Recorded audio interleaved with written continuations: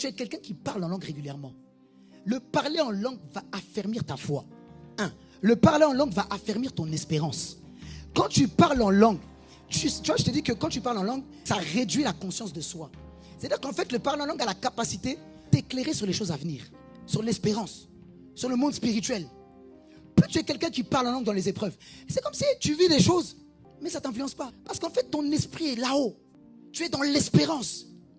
Tu vis des choses, mais l'amour de Dieu reste en toi. Quand tu parles en langue, tu édifies ton homme intérieur. Troisième bénéfice du parler en langue. Le parler en langue est un moyen d'auto-guérison. J'ai expliqué donc que ça signifie bâtir, que oikodomeo signifie bâtir, mais ça ne signifie pas simplement bâtir. Ça signifie bâtir, mais ça signifie aussi remettre en état, ou encore rebâtir, ou encore réparer.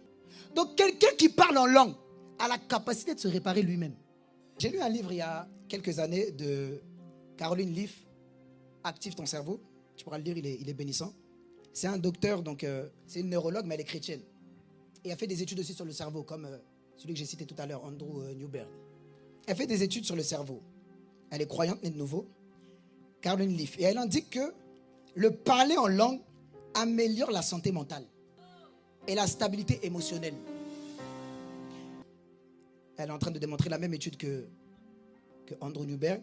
Lorsque nous parlons en langue, le lobe frontal du cerveau qui est impliqué dans l'intentionnalité diminue d'activité, ce qui montre que nous ne contrôlons pas consciemment le processus. Le parler en langue permet de se guérir soi-même. Tu dois comprendre, tu sais, beaucoup d'enfants de Dieu, et ça malheureusement c'est un désastre qu'on voit dans l'église. L'église du 21e siècle est faible.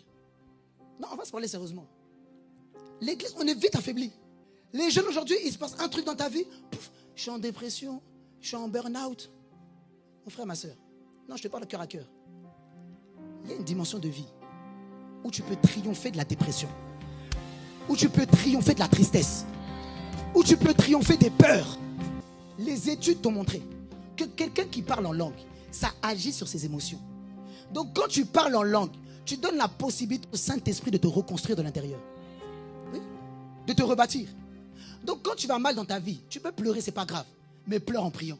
Si tu fais ça 30 minutes, parfois tellement la douleur est dure, parfois ça peut être 1 heure, mais tu restes 1 heure. Manta. Le parler en langue est un moyen d'auto-guérison, mon frère, ma soeur. Il y a un niveau, tu n'es pas obligé d'attendre le pasteur, d'attendre le pilote. Oh, excuse-moi, ça va pas bien. Ça, c'est bien, c'est quand tu viens d'arriver dans la foi.